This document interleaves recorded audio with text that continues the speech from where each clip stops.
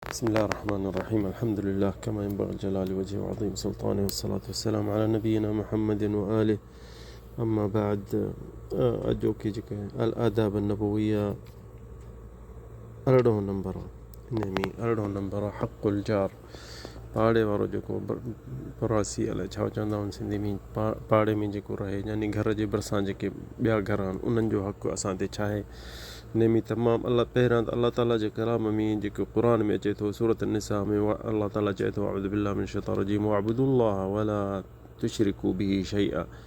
अल्लाह ताला चए थो अल्लाह जी इबादत कयो ऐं शिरक न कयो बिही शैआ वबिल वालिदैन इहसान। उन खां पोइ चए थो वालिदैन जो हक़ु उहो पूरो कयो, इहसान वबिदिल क़ुर्बा, ऐं जेके वेझा आहिनि, जेके खून जा रिश्ता आहिनि, जेके सिलत रहमी आहिनि, उन्हनि जा बि तव्हां यानी हक़ पूरा कयो। वल यतामा, ऐं यतीमनि जो बि हक़ु पूरो कयो। वल मसाकीन, ऐं जेके ग़रीब आहिनि। वल जारिदिल क़ुर्बा, ऐं जेको पाड़े में जेके घर जे भरिसां रहनि था। वल जारिल जुनुब, जेको उन पाड़े खां घर वारो जेको लॻो घर उन खां जेको पोइते पियो आहे। व साहिब बिल जंब, वरी उन खां परियां जेको यानी 3-4 घर जेके आहिनि उन्हनि जे सभिनि जो तो ते हक़ु आहे। वबिन सबील वमा मलकत ऐमानुकुम, वबिन सबील जेके मुसाफ़िर माण्हू उन्हनि जो बि हक़ु आहे तव्हां ते। वमा मलकत ऐमानुकुम, जेके तव्हांजा ग़ुलाम आहिनि उन्हनि जो बि तव्हां ते हक़ु आहे। इन्नल्लाह ला युहिब्बु मन कान मुख्तालन फ़ख़ूरा। इहो आयत सूरत निसा में 36 अथई। अल्लाह ताला चए थो त जेके इहे हक़ इंसान पूरा नथो करे त अल्लाह खे उहो माण्हू पसंदि न हूंदो आहे। छो ॾिसो त जार जेको आहे, जेको पाड़े वारो पाड़ोसी वारो आहे, ऐं उन जो केॾो न हक़ु आहे मुस्लमान ते। पर हिते ग़ैर मुस्लिम जो बि हक़ु थिए थो, ग़ैर मुस्लिम जो बि हक़ु थिए थो। जार अल क़रीब फिल क़राबा, यानी जेको सफ़ा वेझो उन जो वधीक हक़ु, जेको थोरो पोइते उन जो अञा कुझु घटि। छो जे मुस्लमान हुजे या ग़ैर मुस्लिम हुजे, इहो सभिनि जो उन्हनि जो हक़ु ठहे थो। हदीसूं बाक़ी नबी करीम जूं तमामु घणियूं आहिनि, तक़रीबन 40 खां हदीसूं मथे इन पाड़े जे हक़ जे तअकीद नबी करीम सल्लल्लाहु अलैहि वसल्लम चए थो। असीं मुख़्तसर करे जेके नंढियूं हदीसूं उहे ॿुधायूं था। पहिरियों नबी करीम सल्लल्लाहु अलैहि वसल्लम चयो मा ज़ाल जिब्रील यूसीनी बिल जार हत्ता ज़ननतु अन्नहु सयुवर्रिथु। नबी करीम चए थो मूंखे त जिब्रील हर बार ईंदो त इहो वसियत कंदो त पाड़े वारा जो ख़्यालु रखो, पाड़े वारनि जो ख़्यालु रखो, पाड़े वारनि जो हक़ु पूरो कयो, पाड़े वारनि खे को तकलीफ़ न अचे। त नबी करीम चए थो एतिरे क़दुरु मूं सम्झो त हीअ विरासत में शरीक थी वेंदा, यानी विरसत में शरीक अल्लाह साईं करे छॾींदो अलाए छा। ॿी हदीस आहे अबू हुरैरा जो, मन कान युमिनु बिल्लाहि वल यौमिल आख़िर फला युअज़ी जारह।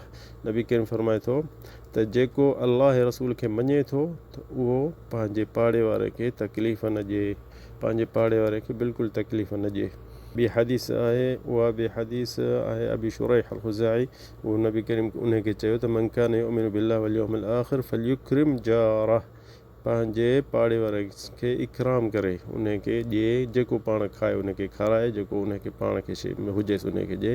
ऐं ॿी हदीस नबी करीम सल्लल्लाहु अलैहि वसल्लम अबू हुरैरा जी, ला यदखुलुल जन्नत मन ला यमनु जारहु बवाइक़ा। नबी करीम चए थो त जेको पंहिंजे पाड़े वारे खे जो नथो, यानी हुन मां अमन लॻेसि नथो, हुनखे यानी उन खां डपु थो थिएसि, त इहो जन्नत ॾे कोन वेंदो। यानी तूं पंहिंजे पाड़े वारे खे ड्रिजारी थो, धमकियूं थो ॾी त मां तोखे हीअं कंदुसि हीअं कंदुसि, त नबी करीम चए थो त तूं जन्नत ॾे न वेंदे। बवाइक़ मिसाल, बवाइक़ इन में हर इन लफ़्ज़ में हर शइ शामिल थी थिए।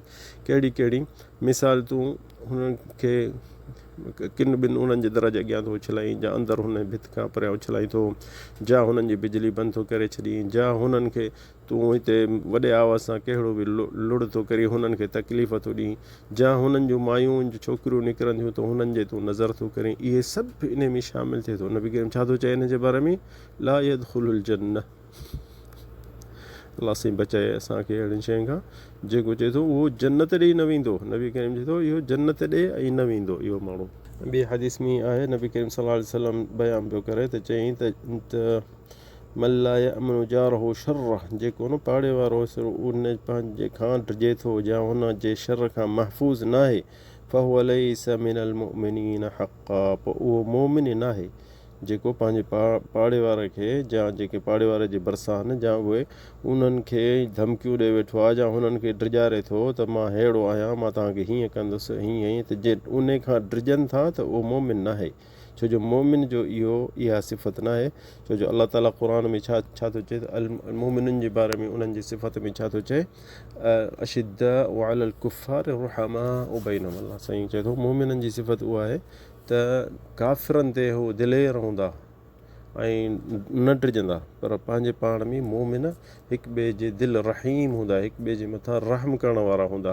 तंहिंजे करे जे तोखां इहे पाड़े वारा जा घर जेके रहनि था भरिसां उन्हनि खे तूं ड्रिजारी थो, तूं हुननि खे धमकियूं थो ॾीं, हुननि जे नज़र में यानी तूं ॾिसंदे हूंदे त तोखां ख़ौफ़ अथनि, त तूं इहो अलाह खां ख़ौफ़ कर। हदीस नबी करीम सल्लल्लाहु अलैहि वसल्लम अबू दर खे चयो, या अबा दर क़ाल सल्लल्लाहु अलैहि वसल्लम या अबा दर इदा तबख़्त मरक़तन फ़अक्सिर माअहा वतअहद जीरानक। अबा दर खे चई, अबा दर जे तूं रुगो रहो थो ठाहीं भाॼी जो, त उन में पाणी थोरो सॼो विझी, वतअहद यानी पाड़े वारनि जी संभाल कर, पाड़े वारनि जी इन में बि रहे में बि संभाल कर।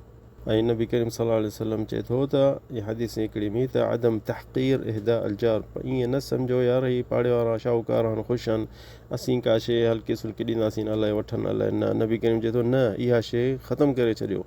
या नबी करीम जेॾीमहिल मायुनि खे नसीहत करण वियो उन उते छा चई, क़ाल सल्लल्लाहु अलैहि वसल्लम या निसा अल मुस्लिमात, ओ मुस्लमाननि जूं औरतूं, ला तहक़िरन नजारतुन लिजारतिहा, मतां के पाड़े वारे खे ईअं यानी सम्झे त अलाए मूंखां असांखां वठनि जा न वठनि। वलो फ़रस शाह, खणी टंग हुजे हिकिड़ी मास ॿकरीअ जी, जा पेर हुजे, आओ शाह, इहा बि हुननि खे ॾींदो त इहो हिकिड़ो दिलि थींदी पाड़े वारनि जे पंहिंजे पाण में, ऐं जेके हुननि जे विच में डपु हूंदो इहे शइ ख़तमु थी वेंदी। ऐं नबी करीम चए थो खणी पाड़े वारो परे बि हुजे, यानी सतें पाड़े ताईं हिन हदीस में, त सतों घर हुजे त बि उन जो तो ते हक़ आहे। नबी करीम सल्लल्लाहु अलैहि वसल्लम चयो त अला इकरामिल जार वलो कान बईद अद्दार, खणी परे बि हुजे तोखां, अल जार अहक़ु बिसक़बह, यानी उन जो तो ते हक़ आहे, उन पाड़े वारे जो खणी सतों घर हुजे तुंहिंजे घरनि जे भरिसां, यानी हिसाब कर ओभर पासे तुंहिंजा 7 घर उन्हनि जो तो ते हक़ आहे, ओलह पासे ऐं हर 4 पासनि जे जेके बि घर आहिनि 7 घरनि जो हिसाब करे ऐं उन्हनि खे सभिनि जे उन्हनि तोखे हक़ु पूरो करिणो आहे। हाणे इहा जेका आहे हदीस अबू हुरैरा सॼी करे ॿुधायईं त उन नबी करीम सल्लल्लाहु अलैहि वसल्लम चयो, वल्लाहि ला युमिन, मूंखे अलाह जो कसम आहे त उहो मोमिन न आहे, वल्लाहि ला युमिन, वल्लाहि ला युमिन, 3 दफ़ा नबी करीम चयो त इहो मोमिन न आहे, उहो मोमिन न आहे। साहिबनि चयो, या रसूल अल्लाह कहिड़ो आहे इहो? क़ील मन या रसूल अल्लाह लदी ला युमिन, चई अल्लदी ला युमिन जारहु बवाइक़ह, यानी जेको पाड़े वारे खां मुतमइन न आहे, जेको पाड़े वारो पाड़े खां मुतमइन न आहे। ॾिसो केॾो हदीस ख़तरनाक आहिनि, असांखे संभाल करणी पवंदी इन शइ जी। ॿी हदीस आहे अबू हुरैरा जी, हदीसूं तमामु घणियूं आहिनि, 100 खां मथे मूं हिसाब कयो, पहिरियां जेके सहीहैन में 40 खां मथे आहिनि, ॿियूं जेके ॿियनि किताबनि मुस्नद में या ॿियनि में त उहे तमामु 100 खां टपी थी वञनि पाड़े वारे जे घर जो हक़ु।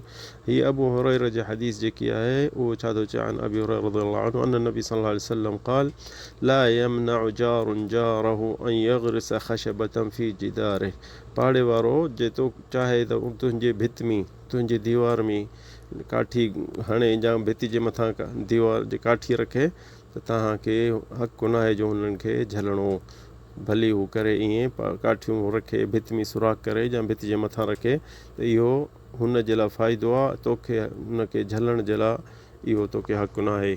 उलमा चवंदा त इन जो 2 हक़ था थियनि, पहिरियां त हक़ुल इस्लाम, पहिरियां त उहो मुस्लमान भाई आहे, जे मुस्लमान आहे त उन जा 2 हक़ था थियनि, ऐं जे मुस्लमान न आहे त हिकिड़ो हक़ु हुनजो थिए थो, इहो हदीसुनि मां ऐं क़ुर में साबित आहे। ऐं जे उलमा चवनि था त जे मुस्लमान न आहे त उन जो हिकिड़ो हक़ु आहे हक़ुल जार, ऐं जे मुस्लमान आहे त 2 हक़ था थियनि उन ते तोते, त छाजे लाइ, छो जो उहो मुस्लमान बि भाउ आहे ऐं पाड़े वारो आहे, ऐं जे माइट अथई, सौट अथई, मारोट अथई, खून यानी रिश्तो जुदो अथई, त पोइ उन जा 3 हक़ था थियनि, हक़ुल क़राबा व हक़ुल जीरा व हक़ु सिलतुर रहम, यानी ॾिसो उन जा अथई 3 हक़ थी था वञनि तोते, तो इंसानु ज़रूरु संभाल करे इन शइ जी। उलमा चवंदा त इन्हनि में इन जो हक़ आहे त जेॾीमहिल तेॾीमहिल जे ॾिसेसि त सलाम करेसि, ऐं खिली मुंहुं हुनखे ॾेखारे किनो मुंहुं करे न ॾेखारे कॾहिं, इहो उन जे लाइ अज़ियत आहे, इहा हुन जे लाइ अज़ियत आहे। ऐं उन जो मदद करणु, उनखे का शइ सामान लाहिणो ॾिसी त तोखे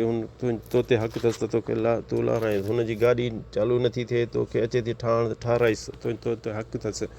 का शइ कढे थो घर मां या विकिणे थो त तो ते हक़ु अथसि, त इहो तूं उनखे मदद करीं ज़रूरी इन जो। ऐं जे तुंहिंजो पाड़े वारो इन जाहिल आहे, तोखे तकलीफ़ थो ॾिए त तोखे सब्रु करिणो खपे। तोखे ख़बर आहे, हुनखे ख़बर न आहे त तोखे यानी इहो तो ते हक़ु आहे त तूं हुन ते सब्रु करी। ऐं इन्हनि मां असांखे ख़बर पए थो त ॾिसो अलाह केॾो असांजे क़ुर में तंबीह कयो आहे त पाड़े वारनि जो हक़ु वॾो आहे। ऐं नबी करीम ॾिस केतिरियूं हदीसूं अचनि थियूं, ऐं इन्हनि में हदीसूं कंहिं ज़ईफ़ खां मथे हिसाबु कयो अथऊं त 111 हदीसूं अचनि थियूं नबी जो चवणु पाड़े वारनि जे हक़ में ऐं छा हक़ आहे। ऐं उन्हनि जे क़िसस ताबिईन, असांजे सलफ़ सालिह जा सहाबी जेके उन्हनि जा जे किसा खणंदासीं त असांजो टाइम ही पूरो कोन थींदो। तंहिंजे करे इंसानु कोशिशि करे असीं मेन शयूं ॿुधायूं आहिनि त इंसानु पाड़े वारे जो हक़ु जेको पूरो करे कोशिशि करे। ऐं जे पाड़े वारो मुस्लमान न आहे त उनजो हिकिड़ो हक़ु आहे, जीअं ॿुधायोसीं जे पाड़े वारो मुस्लमान आहे त 2 हक़ उनजा थियनि था, ठीकु आहे। जे पाड़े वारो रिश्ते जो खून आहे त पोइ उनजो 3 हक़ था थियनि, छो जो उनजो त हक़ु अञा वधीक थो थिए। इंसानु कोशिशि करे त इन्हनि शयुनि जी संभाल रखे, छो मुस्लमान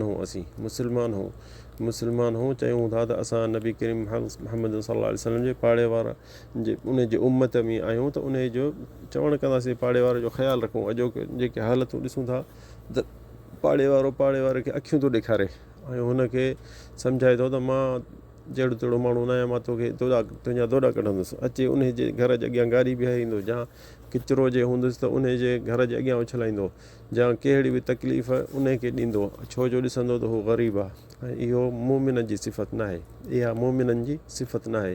अलाह ताला असांखे तव्हांखे सभिनि खे हिदायत ॾिए ऐं तौफ़ीक़ ॾिए त असीं पाड़े वारनि जे लाइ भला हुजूं, बहितर हुजूं। अल्लाहु आलम। सल्लल्लाहु अला सय्यिदिना मुहम्मद।